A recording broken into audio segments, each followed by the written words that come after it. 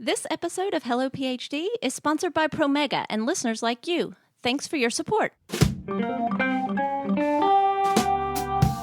And people say astrophysics is really simple, quantum physics. Do people say that? People say that astrophysics is really simple? I'd like to meet these people.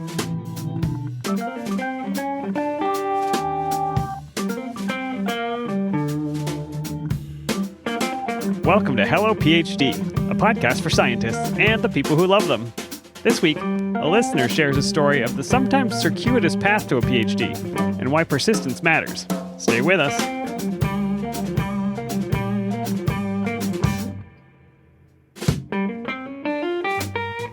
And we're back. This is Hello PhD, episode 169. I'm Joshua Hall. I'm Daniel Arneman. And we'll discuss the human side of science and life in the lab. Hey, Dan, are you staying warm down there in North Carolina? Yeah, I'm fine, and it looks to me like you are actually in a house, Josh. I am so excited for you. Yes, I'm coming to you live from Hello PhD Studio North, I guess we'll call it. Yeah, fantastic. How have you gotten settled in? Is it everything you hope for? Yeah, getting settled in. The kids are in school. It is noticeably colder here than it was in North Carolina, but I think maybe that could just be timing that we're in the middle of kind of a mid-Atlantic cold snap right now. Well, hopefully you are able to keep warm. I do know one major change for you, Josh, is that ethanol is a little tougher to come by. Is that true? Yeah, I naively walked into the grocery store with my grocery list, and on the list was beer and wine, and I discovered quickly that you cannot purchase beer or wine in the grocery store here in the good state of Maryland. So I am slowly figuring out where to procure my ethanol. So on my end, we might have to forgo the ethanol section of the podcast this week until I figure out how to get some. Yeah, and you and I are going to probably have more trouble coordinating the same variety each week. We'll have to plan this more in advance. If listeners have suggestions for great things to try, send them our way, because we're going to have to put together a list, I guess, and go to our respective establishments. I can go to the grocery store. You may not be able to do that. I will drive to North Carolina and buy ethanol. Hey, Dan, based on your suggestion, I watched the movie on Netflix, Don't Look Up, last night. And what was your verdict? I think I recommended it because it is very popular. I think it was the number 2 most watched movie in December or January for Netflix. So it's gotten wide viewership, but it's a pretty dark satire, and I wanted to know what you thought. Yeah, I can say that I was engrossed and amused for the entire movie. I think sort of the dark comedy genre sort of hit the sweet spot of my own my own sense of humor. We don't necessarily do movie recommendations on this podcast, but one reason that I bring it up here is I enjoyed that the central character of the show is a science PhD student.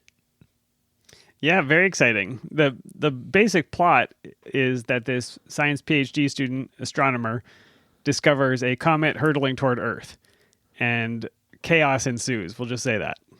Yeah, and I'll have to say, Netflix just raised my rates, and it must be to pay for all the talent they're pulling into their movies, because I just could not believe all of the actors who were in this film.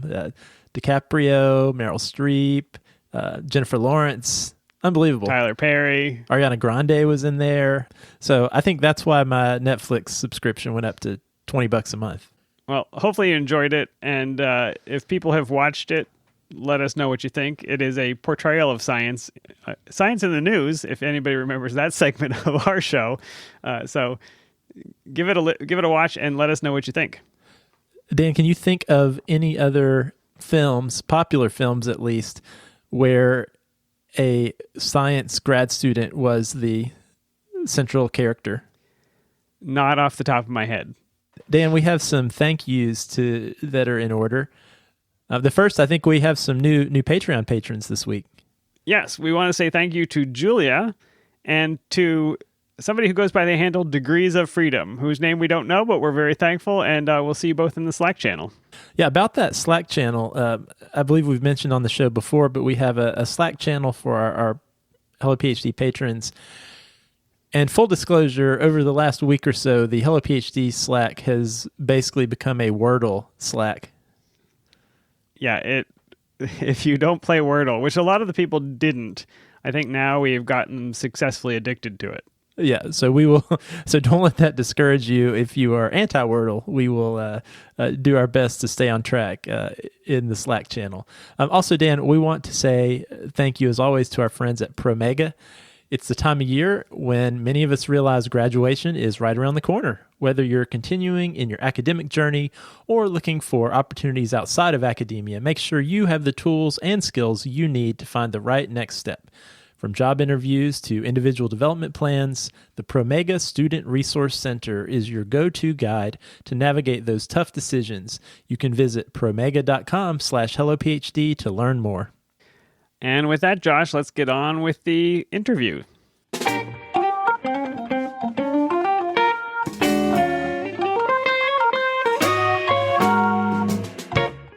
All right, Dan, so this interview came about because we got an email from Alexandra who had listened to the show and was telling us a little bit about her path. But Dan, tell me what led you to reach out and do this interview?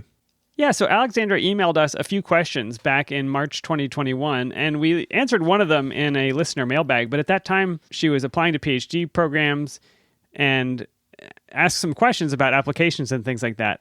A year later, she emailed again with a story update and some advice for listeners who were going through the same process. And I thought, well, anybody who has just gone through this application process and has some advice, I would like to talk to them, let the listeners hear directly from a grad student, somebody who's going through it right now, who's applying, who's trying to determine which programs are right for them.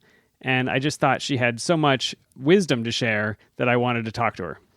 Yeah, that sounds great. And one thing I wanted to share about this interview at the outset is we talk a lot on this show about the challenges that grad students face during their training.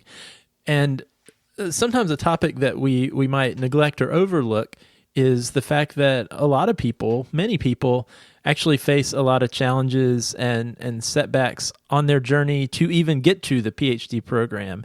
And Alexandra talks about faced, I think, a laundry list of common challenges that people face when pursuing even getting to a PhD program. So hopefully some of our listeners might connect with some of these challenges that she faced and some of the ways she navigated them. All right, well, here's my interview with Alexandra. Today, I am joined by Alexandra Butnariuk. And Alexandra, welcome to Hello PhD. Hi, and thanks for having me. Tell the audience where we are reaching you today. What city and country? I'm currently living in Göttingen in Germany. And you and I got in touch. You had emailed the podcast a few questions maybe about a year ago and told us a little bit of your story. And I just found the story compelling, fascinating, terrifying, joyful. And I wanted you to have a chance to tell everybody the story in your own words. So if we could start back toward the beginning, you went to undergrad and you chose to study physics. How did you come to that decision? So I think it was pretty obvious when I was in school that I was really inclined to do mathematics, and I was doing well in mathematics. Somewhere in 7th grade, when they started teaching you physics, I just fell in love with it. And I was always worse at physics than at mathematics, but I liked it more because of the challenge. And that led me to want to study physics, even if it wasn't my forte. So it was amazing when I got the chance to study physics at the University of Cambridge. And I was really happy and thrilled and ready to learn everything there is. But towards the end of my undergraduate, I realized I haven't thought about the next step. If I were to stay in academia or to get a job, and what I should be doing to do that, and if I was at all prepared. And so you considered a PhD as you were graduating. You were maybe in your last year and thinking about next steps. And PhD was high on your list, wasn't it? Actually, I didn't come from a very rich family, so I got scholarship to attend university, and I also got student loan. So finance was one of the things I was thinking about. At that point in undergraduate, I wasn't sure if the PhD was at all funded, if it covered more than living costs. It was common knowledge that you should have a master's degree before applying for a PhD. And my peers, I mean, I've heard from multiple peers and professors that only the best get to do a PhD, and they strongly discouraged every student from doing a PhD, as this was another obstacle you had to cross. Just the 1% of best students get to do a PhD. And this influenced me, even if it shouldn't. I was influenced by this word of mouth, so to say. It creates instant imposter syndrome. If you say that 1% of the students at Cambridge University, one of the greatest universities in the world, are going to go on and do this thing, how can you look at yourself and say, I'm the 1%? That's nearly impossible to have that kind of confidence in yourself. One of my colleagues pointed out that there are limited places for doing a PhD, and we were 600 in our first year doing physics, but this was also from the other triposes, from the natural sciences, from the computer science, and from mathematics. So that were taking the physics 1A course. But I didn't think of this. I was thinking we're 600 of us and maybe 10 PhD places. I guess there are more, but this was my thinking at the time at this university. So if everybody's trying to do a PhD here, what are my chances? So at that point, you said the mountain seems too high. Financially, it would be difficult to get a master's first, and it doesn't seem like there's a place for me. So what was your backup plan at that time? I was just trying to get through exams, and I was thinking maybe I'll try for a job. I would like to continue with physics. This is what I love. And I got one email that was distributed to all of the students for a research position for a young undergraduate at a particle accelerator facility in the UK. And I applied, and I was very surprised when I got an interview. Amazing. Yeah, I went there and the interview went really well. I was a bit overwhelmed, fascinated with the huge building, all the scientists, everything was brand new. And we were talking a bit about the physics, and he was happy with it. And then the interviewer asked me, do you know how to program in Python? And my answer was no, because in the last 3 years of the undergraduate, all that we were doing was basically catching up with theory and making sure that we know all of physics when we graduate, but not actually having any skills of how to use this. So the training was all theoretical, but the particle accelerator lab wanted you to be able to write code to contribute to their research. So the answer then was no. They said, we love your physics knowledge. You'd be a good fit, but you need more programming experience. Oh, yeah, I think they were looking for this hypothetical unicorn of an entry-level job with 5 years of experience. Yeah, in programming. Not going to happen. But this must have been a pretty big setback. You loved physics. You wanted to be there. How did you take that news? I was a bit disappointed that I couldn't continue, but at the same time, I knew I hadn't planned ahead and applied to PhDs or looked thoroughly into master studies available. I was doing my finals. I didn't have that much time to do so. And I was constrained by finances. My accommodation was ending after the exams, and I had to go back home because I couldn't afford at all to stay for another month in the UK. So I thought I'd go home and reconvene. Also, another thing that happened is that even at the time in the UK, you needed a work permit to work, even as a EU citizen. And I applied for one, and I didn't get it because I was a student, and I think their thinking was I shouldn't be working, and so I couldn't work in the UK, and I couldn't stay. So I thought I'd go home and reconvene and just recover. You went back home to Romania. And yeah. search for jobs. And what type of jobs were you looking for at that time? At that time, I was thinking, I didn't expect this ending at all. I just finished my degree in physics at a very prestigious university, and I have no perspective for the future. I knew that in Romania, the research facilities in physics were limited.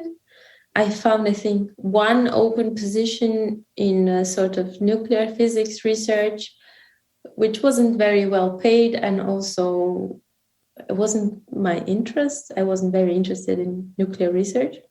And I found a lot of job openings for computer science. So after looking at my options and stepping off my high horse, I found an entry-level job at a startup that was growing at the time and had just opened a new branch in my hometown. And I went for an interview and they hired me. And at first I wasn't earning anything because I was training, but it grew rapidly. So I started rapidly learning, gaining more responsibility, working on projects, making money for the company, getting a bigger paycheck. And after 4 years, I think, I was a team leader for a couple of people and a people manager. It was good times. And that gave you a ton of experience and skill, but 4 years, it probably felt like a long time to be away from this dream that you had, this goal of being in physics. And so what made you decide to leave that? Yeah, in the beginning, I was having a lot of fun. The startup atmosphere, a lot of young people, new ideas, learning new stuff. It was challenging every day. But at one point, I was feeling that there's not enough purpose in what I do. And I was really missing this because the things that we were doing were very commercial. And also computer science was not my passion. So neither of these two things fulfilled my life, so to say. And I seriously started thinking that, okay, I have these programming skills now that I didn't have 4 years ago that could have helped me land this job. And I want to do something with physics, but I don't necessarily want to go back to this particle accelerator and tell them, give me the job now. Probably didn't exist. And I thought, what can I do? And more importantly, what I want to do with these two things. And I decided that, okay, if I wanted to pursue a PhD in research, I first have to get a master's. And the master's that most attracted me now was a combination of computer science and physics. And I was thinking more about simulations. That would be something interesting. I've always thought about doing a simulation and getting an answer of how the world would work. That would be amazing. And I found, I think, five specific master's degrees in Europe on computer simulations. 4 of them were in Germany. And one was in Sweden. And I decided to go for the German ones because there are more chances. There are 4 of them. And I applied and I got 2 positive answers. And in the meantime, I met my then boyfriend and now husband. And he also wanted to go to Germany. So it was a stroke of luck, so to say. And we decided we would try. He just finished university, he's just finished medicine and wanted to work as a doctor in Germany. And we decided we'd try and find jobs near each other. I ended up doing my master's in Rostock, at Rostock University. Yeah, and he found a job in another coastal town in northern Germany, and it was like a 3-hour drive or 3-hour train ride. And we said it's going to work, and it did. It was really nice. I enjoyed it. And I think it then started to be a good fit because I don't regret going into programming. I really enjoyed programming, and I found something I didn't think of before as a possible job. So you had been 4 years with the software company. How long did the master's take? The master's took another 2 years. Yeah. And before I started my master, I switched my company to one that allowed me to work remote. And I worked also during my master's part-time. So that was really good. It was also an extra income. That's a great tip for people out there that are following in the same path that you followed. You were able to overlap the time and also have some income while you were getting that master's degree. No, when I was finishing my master's degree, the final year you have to do a project. And for my project, I went back and thought of what I would really like to do, which is apply to astrophysics, apply my programming skills to astrophysics type problems, if possible.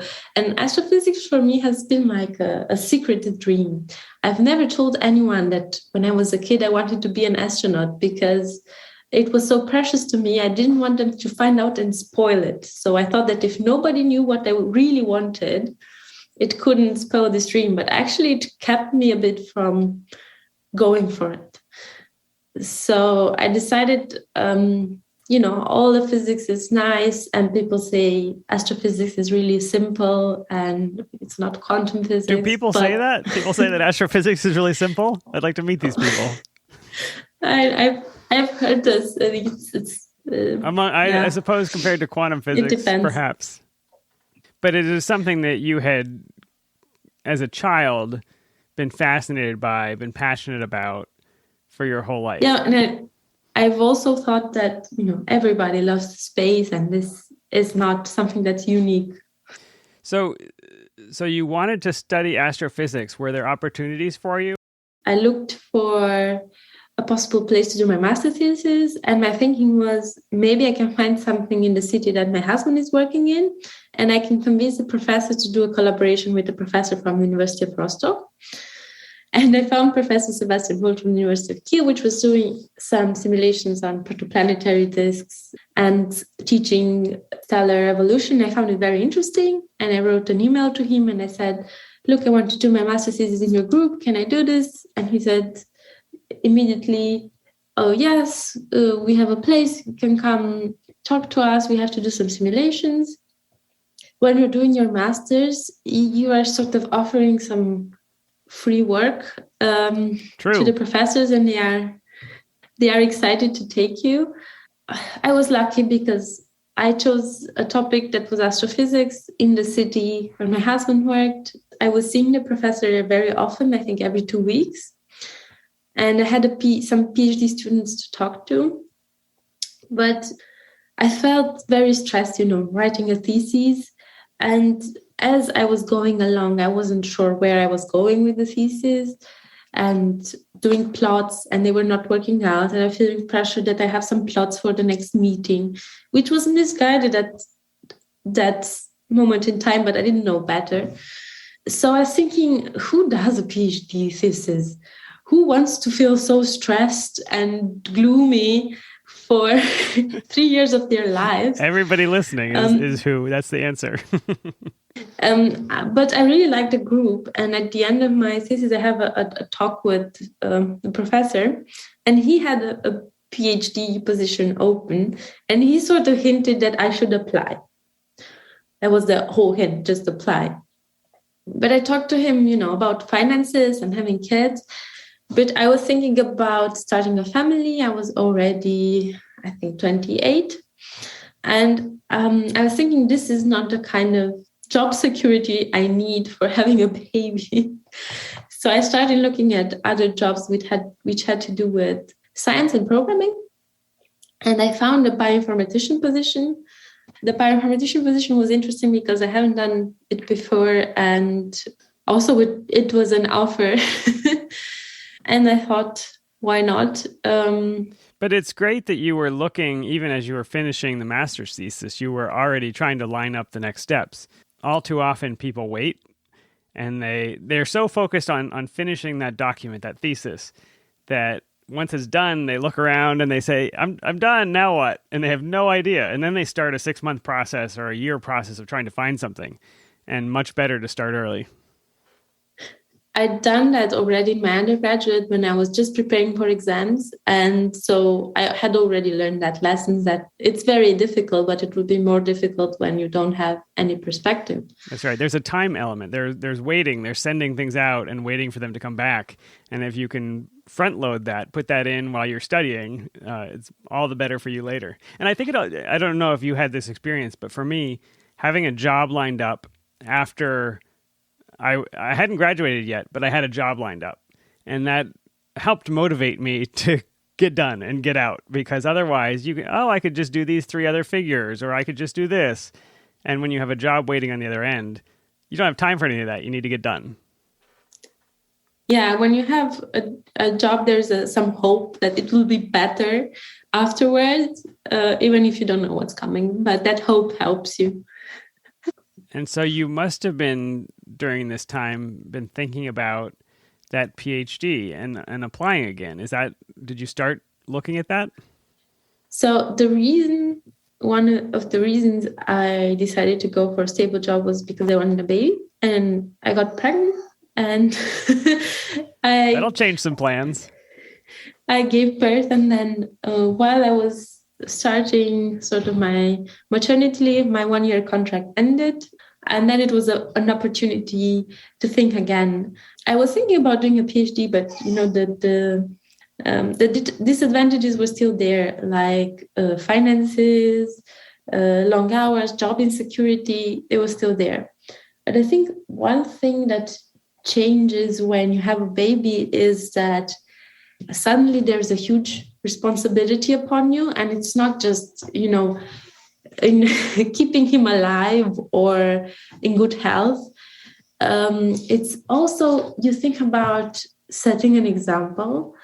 Being financially stable and having a good future together and a home and living together made me reconsider doing a PhD, because I thought, this is what I really want to do, even if people are telling me it's hard, you shouldn't do it, you didn't have the best grades, you are too old, there are all these things that are wrong. But what example will I be setting if I don't go for it? And so did you start applying at that point? I mean, raising a child, and especially a young baby, is 3 full-time jobs. So how did you find time to think about applications and things like that? When he was sleeping, I was Googling. Yeah, it was really, I would say, tiresome period where you don't get a lot of sleep. And you also, as a mother that gave birth, you have that period after birth where your hormones are out of whack and you certainly can't concentrate, and you feel that maybe I've gone stupid and I can't do physics anymore. But it will come back. It's okay. So the baby sleeps. You're Googling, filling out applications. How many places did you apply? I think I tried to assess all the places in Germany I could go to. And this time I made an Excel and I included stuff that now I knew was important for me, like climate, job opportunity, sort of index for both of us, if there's schools, kindergartens, and other factors that we chose. And again, we had a list of a couple of 20 or so cities that we both thought we could move to. And I started applying again in these cities. I started looking for job openings and PhD positions and following them. And, it wasn't exclusive. When something appeared in another city, I would consider it and say, okay, is this topic so interesting that I would consider this city, or is it not far away from another one? But they're complex, multi-factor decisions. This is, you're trying to assess the choices on 10 different factors or 20 different factors. Who even knows? Plus, they also have to accept you. So this is a very complex decision space. But it was clear to me, because I already worked in a startup and enjoyed it, that, and from one of your episodes, that maybe an institute would be a better fit for me, because it's a mix It's not that stiff as a university, I would say, and it has more modern facilities, and it has a collaborative feel to it, and there's more people. You didn't want to be alone in a basement writing code by yourself, checking or in in at an 8 a.m. and out at 4 p.m. Yes. And that came from experience. That came from having those other jobs and finding out how you like to work. Yeah, so I started making a list, but this has to fit also with my husband's list of places he would apply to. And the problem is the PhD application takes a long time. And applying for a job is usually quick because somebody's interested in hiring you and he needs somebody to get the job done. So he got his answers a lot faster than me. So that means he needs to make a decision before you can make a decision. Yeah, and because I've already had 3 interviews that seemed to go well with different research groups in Göttingen, we decided we will move and hope for the best. And I think this is where you first emailed. And at that moment, you had moved to the city, but you didn't exactly have a position secured. But your husband did. I had my first interview. I had 2 interviews, and one of the professors was involved in both of them as was a contributor to one research group, and then was also professor at the university and was also working at an institute. So he had more PhD programs. And the feedback was that the interview went really well. So I was very hopeful that I had now 2 possible positions. So if one of them worked out, I would be fine. And we moved, and then I was invited to an interview week. So that was good. Usually the expectation is that you will get an offer if you go to the interview week. Yeah, and we decided to make this move. And I was listening to your podcast while I was walking the baby. So he was sleeping in the afternoon, 3 to 4 p.m. And I was listening to an episode of Hello PhD and really considering my decision. Because even before I decided to apply, I was listening to your podcast. And it made it easier to have a starting point and know what to look for. And before I went to the interview week, actually, I started sending some emails and talking to current students. And they were very willing. They were all willing to share their experience. But thanks to your podcast, I had a list of questions. So I asked them, what's the supervision style? How often they see the supervisor? Because I knew that in my master's thesis, this bi-weekly meeting worked out well. It motivated me and it also gave me some feedback. And I thought if the supervisor doesn't answer your email in 3 months, then that's not a good fit for me. That'd be a great insight to have before you commit. Yes, and what happened is that I got all these red flags responses from students that supervisor is unresponsive, you don't have meetings with him, you're on your own, you're left to fend for yourself. And I still thought it's a good position. And I still thought I'll apply. And in my interview week, it was really nice, more than one person is involved in organizing this. It was online because of the pandemic. And we got, a nice tour and some nice information.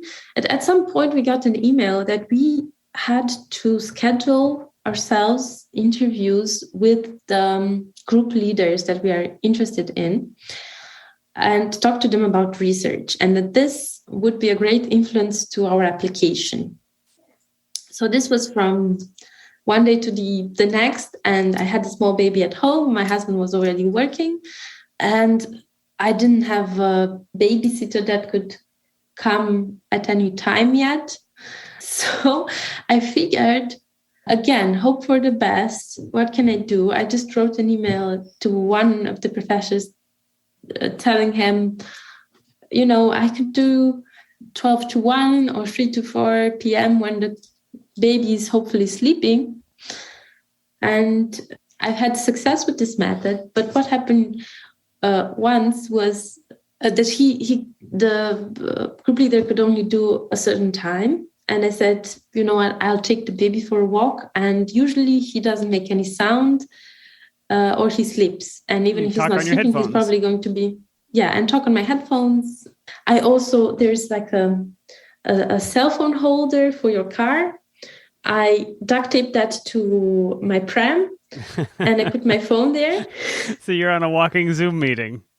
Yes, I was on a walking Zoom meeting, but my baby, for whatever reason, decided to have a fit.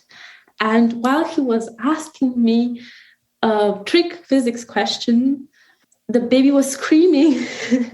And I was thinking, this guy is trying to test me, but I got the right answer. And I was proud of myself in that moment. He was visibly annoyed by the baby. And I also, by talking to other students, found out that he doesn't have a family, so probably doesn't truly appreciate what it's like. It's hard to understand until you've been through it. Until you raise small children, you don't have the same, I guess, empathy or equanimity toward the things that happen with babies.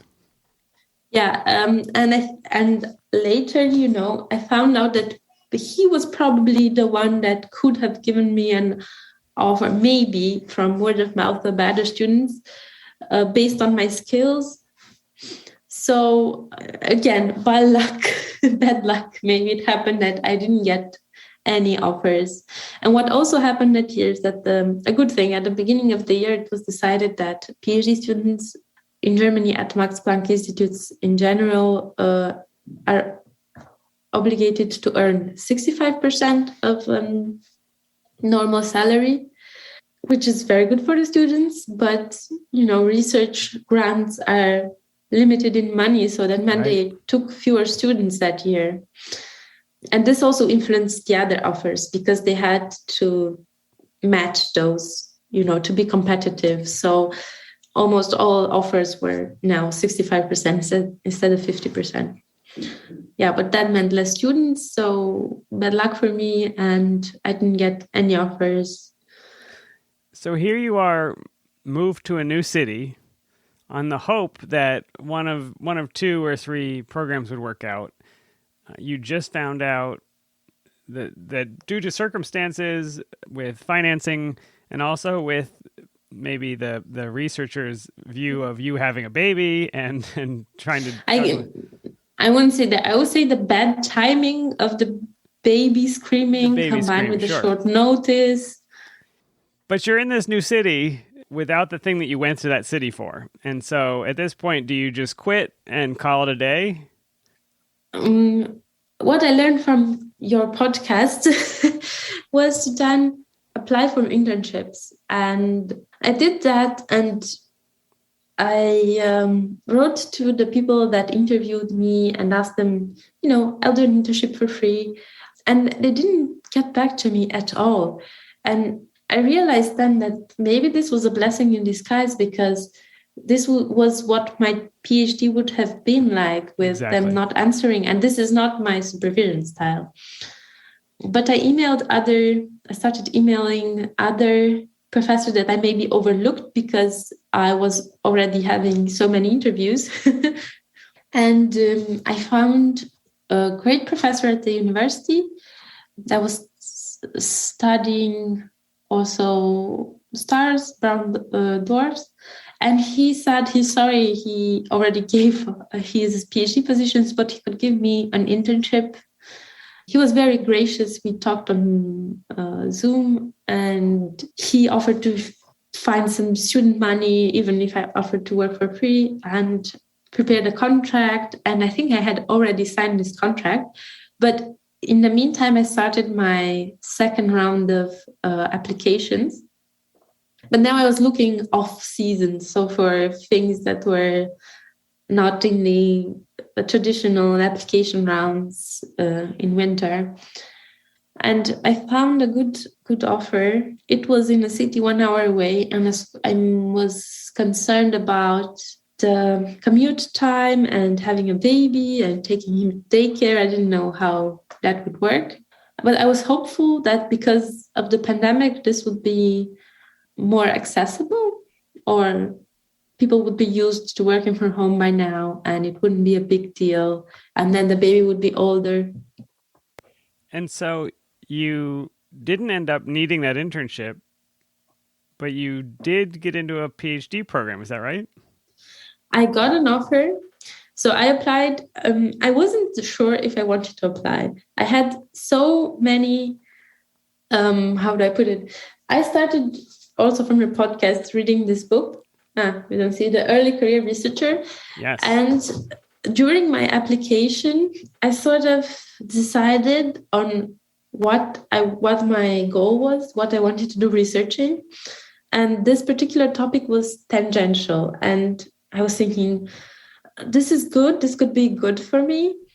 But what if they convince me to just focus on the research? I'm sure they will make me fall in love with this research and I will forget about my goal. So this was another concern that I had. But I can tell you the interview was different than any other interviews. So it was quick, painless, and I thought I did minimal effort and they were impressed. So I was sort of doubting what happened afterwards. Sounds amazing. Yeah, the other interviews were not as painless. Were they more adversarial? They were testing you and trying to... Yeah, I had the feeling that they were either not listening or testing me, or maybe they were really busy. They had a lot of candidates. One interviewer sent me an email that said, you have an interview scheduled at 9:15. You have exactly 15 minutes. Your presentation should be exactly 10 minutes. We have 5 minutes for discussion. That tells you something, doesn't it? Yes, they are very busy. Yeah, so I gathered some experience on the way. And they sort of afterwards came back, and it was very quick. I actually didn't have to wait months. In a week, they made me an offer.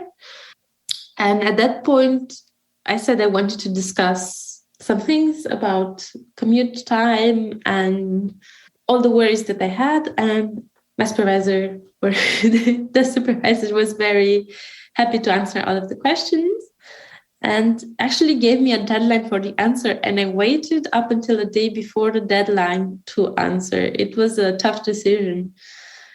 Because this was going to be a PhD program that you wanted, but it was an hour by train and I think you agreed to 3 days a week, you said. It's not an easy decision.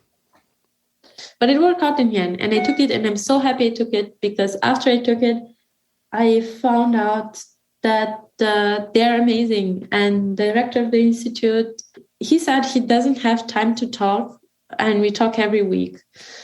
I don't know how he does it. And I talk to my supervisor twice a week, and I love what I'm doing. My supervisor did tell me when he made me an offer, sort of with an embarrassed voice, that 80% of this PhD is actually programming. And this is a disadvantage for most students, I guess, who are looking for a PhD, because they want to I don't know, read papers, write papers. I don't know what they are looking for. But I was so happy. I said, this is also a must for me, because I know I want to be programming at least 50% of the time. It's amazing. And so you've been at it for 6 months now, is that right? Something like that? I've passed the 6 months. I think I'm 7 months now. Okay, but you're well into it, and tell people where you are and what you're studying, because I think it's such a beautiful culmination of this story that you've told of where you dreamed of being, all the obstacles, but here you are finally. Tell everybody what you're studying. So I'm doing my PhD in astrophysics, in searching for pulsars with Einstein at home at the Max Planck Institute for Gravitational Physics in Hanover, also called Albert Einstein Institute. Yeah, we are searching for all types of pulsars in our group. We have some data from the Arecibo telescope, which is yet to be searched. We are running a volunteer-based computing system. Yeah, I wanted you to talk about this. Our listeners can help your research, which I think is pretty amazing. Yeah, they can go to einsteinathome.org and they can sign up to volunteer some of their CPU time for computations. So what basically happens is there are different telescopes. It's Arecibo or Fermi in space that they're constantly gathering data and looking. And we want to find pulsars, but we don't know where they are, at what frequency they are spinning, and how far they are. This is also important, and a bunch of other parameters. And basically, what you can do when you don't know this is just try all the different solutions. It's not a hard problem, but it takes a lot of trials. So it's one of those embarrassingly parallelizable problems. And basically, you get some data and you get a sort of parameter set that you search for, and your computer does the calculation. If there is a pulsar with such and such parameters there, and it gives back a number of parameters, but one of them indicates how strongly you believe that there is a pulsar there. And then we gather the best results, and then we have to look at them again and decide if there is a pulsar there. And still we have something like 20,000 beams, and we have also on the order of thousands of probable candidates for those beams. So even after you have already, with your computer, say, searched all the possible pulsars, we still have to sort through a lot of candidates. And that's what I want to do in my thesis at the first part, find a better way to search through the probable candidates and reduce them even more. And so this runs on my computer in the background. I don't actually have to search through data myself. This is just a program that runs. And then if my computer finds a pulsar, I get some sort of certificate, right? You get a diploma, yes. If Fantastic. we find a pulsar and you publish it, you get a certificate. It has the pulse profile of the pulsar, which is like a fingerprint, and it's signed by Professor Brusselen and some other collaborators. And you get it delivered to your home in English and in your native language, or twice in English. And you can display them, one in your office, one at home. It's amazing. And if my computer finds one, I would like your signature on it as well. We'll have to arrange that somehow. Well, I have to say, I am elated for you. There were periods of time when you would email, and I'd be very nervous for you. Being in this new city and being on a waiting list or hoping for a position that wasn't there. And I thought to myself, hopefully this works out. But at the time, I didn't know, and I was very nervous. But I'm just so thrilled for you and so excited for what the next few years bring. And then the career after that. I think you have a lot more adventures in store, but what you're showing is always have that backup plan or 3 backup plans, and you're doing that. Alexandra, thank you so much for sharing your story. I really do think it's inspiring. Other people will have their own setbacks and challenges, but you are proof that as long as you don't quit, the story doesn't have to end. Thank you, Daniel. I don't know what to say. I hope it works out for the best. The disadvantages are still there, but you have to think of, what you want to do and what gives you purpose in life, and also what you can do, because given your circumstances, and if you push on those things, I think you'll get to a good place. Absolutely. Well, thank you so much for taking the time. Thank you for having me. All right, Dan, thanks for doing that interview. One thing that jumped out at me from earlier in your conversation was the imposter syndrome that crept in. And, I feel like those of us who are involved in sort of leadership of these programs or of graduate programs or faculty, this is something we need to be aware of and cautious of as we even just talk to interested students or talk to incoming students especially. I can remember, Dan, when you and I, actually, I can remember two things that stand out to me. And the fact that I still remember them probably shows how big of an impression they made. One was when I started undergrad, and it was the very first day. It was like during orientation. And so they brought all the freshmen in, and they actually said to us, well, we know most of you were probably in the top 10% of your class in high school, but obviously there's no way you can all be the top 10% of this class. I was like, geez, that's great. And then the other was, and we probably mentioned this on the show before, Dan, but when we were first-year graduate students, and our program leader was having a conversation, I don't remember what kind of pep talk it was, but mentioned the fact that only about 50% of students in the program at that time actually completed the program. And I know she didn't mean it that way, but that was super demoralizing at the time as a first-year PhD student who had not considered the fact that we may not make it through. Yet it's really interesting because I don't think, like you said, I don't think those people considered that they were inflaming imposter syndrome. They weren't trying to do that necessarily. I think they were trying to maybe say, hey, this is going to be hard. You need to bring your game. But what it does is it makes people who are maybe on the edge of thinking they belonged in this program to think, oh, they definitely don't belong in this program. And saying it to undergrads, saying, there are 600 of you in this class and there's only, I think Alexandra thought there were 10 PhD positions. Those notions kept her from applying at that time because it just seemed insurmountable. And I really appreciate what you said, Josh, which is to be careful about your words. The people you're disenfranchising may be the people who need the most support. Absolutely. Dan, what are some things that stood out to you about your conversation with Alexandra? Well, I just thought Alexandra's story was a grab bag of things that we've talked about on the show. She's studying internationally. She has the financial constraints. She's facing the imposter syndrome, like you said. She wanted to have a kid. We've talked about, can you have kids and go to grad school? She was getting ghosted by PIs. She was dealing with a two-body problem where she and her husband needed to move to the same place.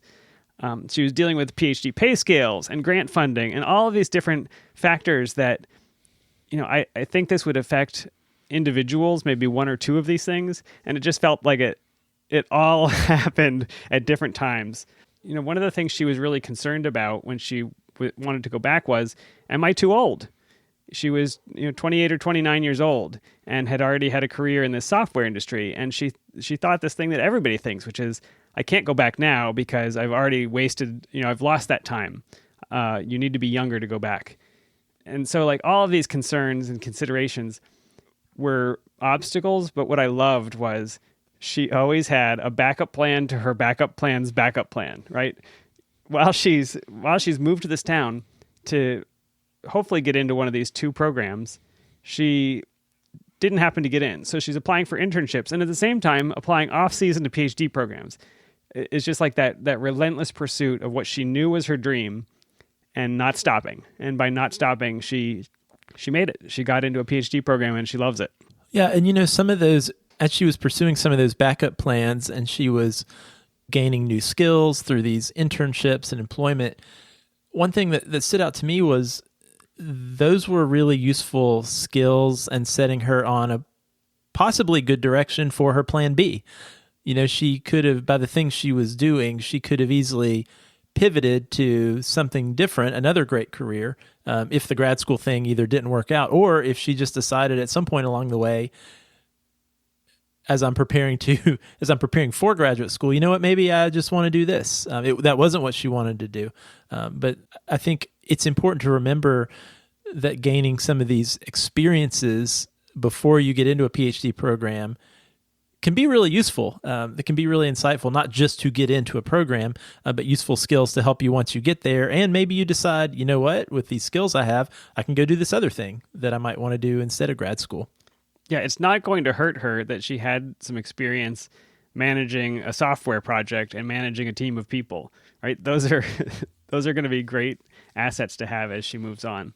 She had some more advice for students, and I wanted to just summarize a couple of her points just to highlight them one more time. One of the things she recommended, Josh, and I love this, was networking and sending emails.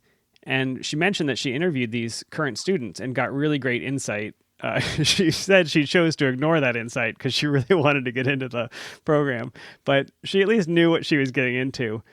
But she also, she mentioned that she sent a lot of emails and had contacts that didn't lead to anything. And, we've talked about this before, where you may have coffee with somebody and you're not going to get a job from it, but you do have that contact, and that contact introduces you to another contact. And so reaching out to those people and making those connections, I think really proved valuable to her, because she has found mentors and future prospects through those connections, where people are making recommendations to her. So I think that was a really great skill that she put to use just by making those contacts, even outside of the direct, I'm applying to your lab.